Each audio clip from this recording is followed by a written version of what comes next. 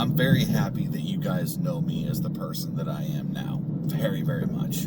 I've said this to the people that are closest to me, and, you know, it's something that I think everybody goes through in some kind of way, of that, you know, how we were when we were younger, especially when you're a toddler, you know, all the dumb shit that you did. Whether or not that you committed the horrible, horrible crime of taking the garden hose in the house and spraying down all the drywall, you know, and it all had to be replaced, or you set fire to the carpet, or, you know, maybe you backtalked your dad one time and it was only one time because you woke up with an EKG machine the next week. Trust me, that stuff is going to happen to everybody, and we're all going to have memories like that. I had an entire summer where I almost didn't leave the house ever because I was grounded, and little did I know that I was actually being prepped for COVID. But ultimately, punishing me that way was futile, because I loved being inside. I loved being secluded, and I kind of had that mentality of, go ahead, punish me this way. I'll just sit here staring at the wall, and I'll be able to live an entire world in my mind while you guys think that you're doing something horrible to me. I was a very interesting child in many different ways. Now, to be fair,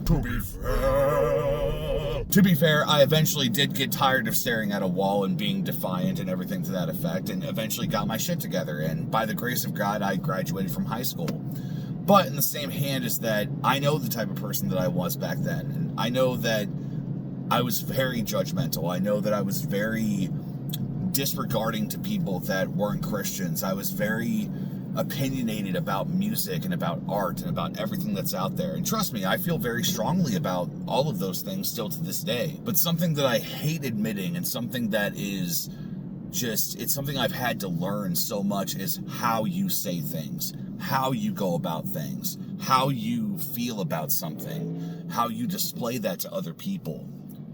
That's been a big problem for me for a long time. So many times in my life, my words have, you know, been, I wouldn't say that they've been fine, but maybe the context of the words were fine, but the way that I said them were bad. And I don't know, growing up in church, I think there was this mentality of, you know, you do what your dad says, you do what leaders tell you, you know, this, and this. And thankfully, all the leaders I had were healthy, but it doesn't change the fact that I agree with that is that, you know, church is where I learned to judge. It's where I learned to discredit people. It's where I became intolerant. It's where, you know, this, and this. All of these horrible things. I need to give a big shout out to two friends of mine, which are Sammy and TJ, because they dealt with the worst parts of me in my faith, and, you know, just being a person, and, you know, being so brain dead with things, and not taking hints, and not, you know, really listening and paying attention. And, you know, I'm sure they're not the only ones, but in general, it's the fact that I was a very, very different person before I finally reached the age that I am now. From mental abuse from when I was a kid, to a divorce that was just so complicated, to everything else that I've gone through, I have changed drastically from the person that I was, and I'm very thankful for that. But the thing is that I find more and more that there's this aspect of, man, like, those memories replay.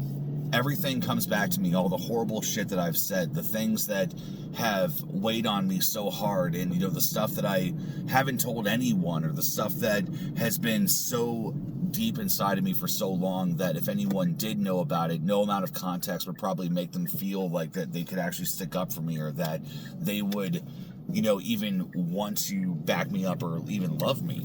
Now, I know that that's untrue. I've shared my deepest, darkest secrets with people, and the way that I felt, and the things that I've been through, and the things that I've done. And I've experienced love. I've experienced unconditional love in that way. But isn't it odd that as humans that we sometimes latch onto the things that hurt us the most, and we have these moments of, man, like, you know, just, you know, I think the way that I told Crystal was, I said it's a lot like being in my brain has been a lot like, you know, getting punched with something 20 times a minute, you know, and it can be the same thing, a same memory, a core thing that happened to you, or it can be something that hasn't even happened yet that you're worried about because something similar like it happened before. I've come to call them like stress dreams, or like, you know, stress daydreaming, you know, that type of thing.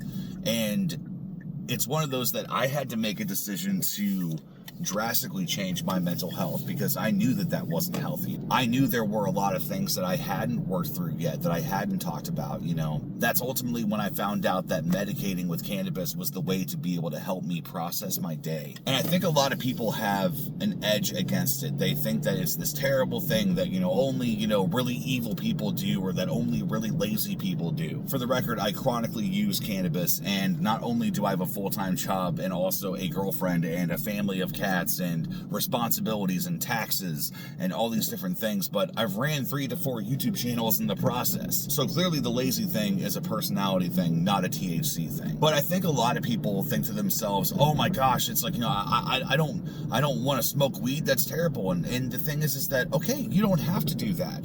But the thing is that we are broken people on a planet that is even more imperfect. And to say that you don't need help, and to say that you don't need something to be able to guide you through your day, whether that is by faith or whether that is by medication, whether or not it's being, you know, counseled by a therapist or different things, we all have to do things to be able to get through our day. I remember seeing my 4th grade teacher when I was working at Family Dollar in my local town that I was living in at the time.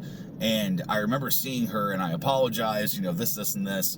And to which it was that moment that I realized that, man, Mrs. H is just a human being that needed a cigarette and a beer to get through the day like everybody else. And God knows what was going on in her personal life, but she always showed up every day and still did her job. For anyone out there that's watching this that has felt like that they can't get a grasp on things, or they feel like that you don't know what to do, or that you don't understand why you feel the way that you feel, I encourage you, talk to somebody, talk to a professional, talk to someone that knows what they're talking about, talk to somebody that knows what they're doing and has your best interest in mind, because medicine does not make you weak.